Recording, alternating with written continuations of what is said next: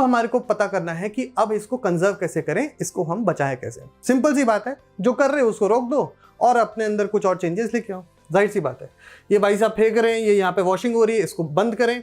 और ऐसा बंद करने के लिए आपको क्या चाहिए? आपको स्ट्रिंजेंट लॉज चाहिए। स्ट्रिंजेंट लॉज मतलब होता है कि कड़क लॉज। आप जिसको भी देखो कि भाई ऐसा कर रहे हैं, आप उनको रोको, लॉज अप्लाई करो, इनके ऊपर एक्शन होना चाहिए। फिर आगे आपको पता है क्या होगा। ये नल का ऐसा पानी गिरना, ये कोई सरकार इसमें कुछ नहीं कर सकती, ये इंडिविजुअल की ड्यूटी है।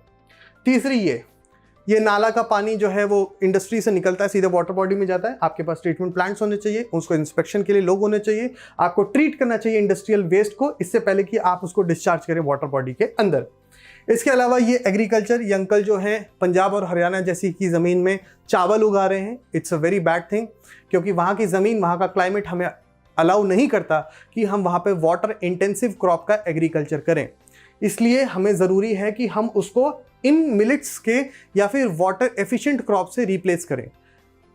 ये बहुत ही इंपॉर्टेंट चीज़ है, आपको शायद पता नहीं होगा, बट शायद से 2023 को इंटरनेशनल ईयर ऑफ मिलेट्स जो है वो डिक्लेयर किया गया है।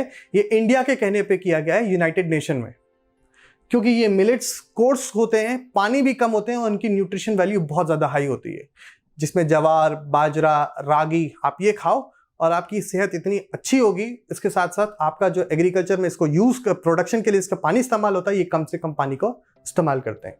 नेक्स्ट, एक तो हमने देख लिया कि भाई पानी को हमें कैसे बचाना है, जो हम हरकतें कर रहे हैं हमें उन हरकतों को बंद करना है ना। इसके अलावा हम पानी को कैसे बचा सकते हैं, हमें कुछ स्पेशल एफर्ट्स लगाने पड़ेंगे, दिमाग लगाना पड़ेगा।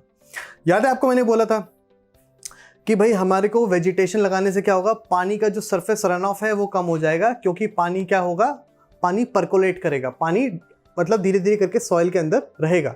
और वो तभी पॉसिबल है जब पानी ठहरे। अगर पानी आए और पानी निकल जाए तब तो कोई फायदा नहीं है। और उसके लिए क्या चाहिए, ऑर्गेनिक मैटर चाहिए, मतलब कुछ प्लांट्स होने चाहिए वहां पर जो कि पानी को ठहरने के लिए मजबूर करें। और जब पानी की स्पीड स्लो हो जाएगी तो वो क्या करेगा, पानी की स्पीड स्लो हो जाएगी तो वो क्या करेगा, सॉइल के अंदर पेनिट्रेट करेगा, जिससे वो जो अंडरग्राउंड वाटर था, याद है मैंने आपको पिछले स्लाइड में दिखाया था, वो अंडरग्राउंड वाटर का लेवल बढ़ेगा। और वही अंडरग्राउंड वाटर धीरे धीरे करके बहुत डिक्रीज होता जा रहा है। It's a matter of serious concern. In fact it is projected that around 2050 Delhi and the surrounding near by cities will run of water.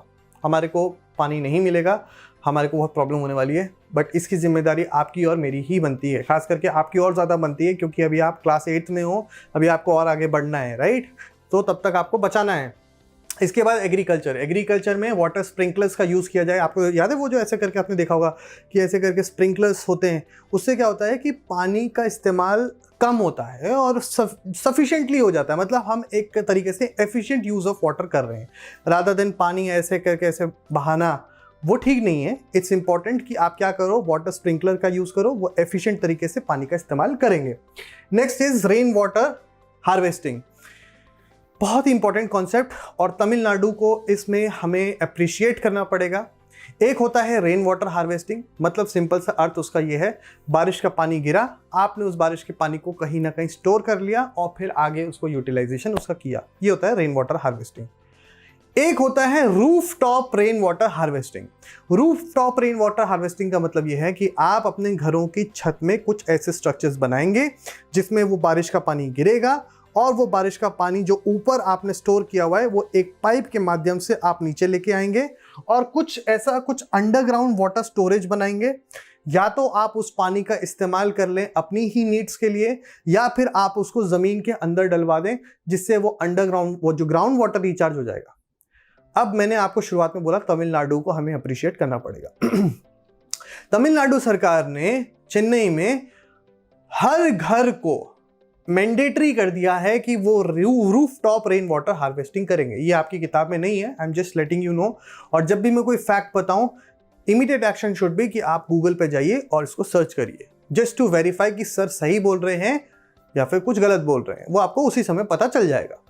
Important चीज़ ये है कि आप इस चीज़ को समझिए कि ये रेन वाटर बहुत इंपॉर्टेंट है और ये बारिश का पानी हमारे को स्टोर करना पड़ेगा। या तो आप स्टोर करके रख लो कुछ ऐसे टैंक्स में जिससे कि आप बाद में खुद का इस्तेमाल कर सको, या फिर आप उसको ग्राउंड में किसी तरीके से परकोलेट करा लो, जैसे ये भाई साहब में इन्होंने देखो एग्रीकल्चर के पर्पस के लिए इसको यूज कर रहे हैं, इन्होंने ये स्टोर में यूज किया, उसी के बाद एक अंडरग्राउंड वाटर है, इससे वाटर स्प्रिंकलर यूज हो रहा है और ये पानी इसके यहाँ पे इस्तेमाल किया जा रहा है। तो इस तरीके से हम पानी को बचा सकते हैं। तो पानी को बचाने के अंदर तरीके देखें, एक तो हम जो गलत काम कर रहे हैं हमें उसे रोकना पड़ेगा, plus we have to come up with some new innovative ideas कि हम और पानी को कैसे बचा सकते हैं।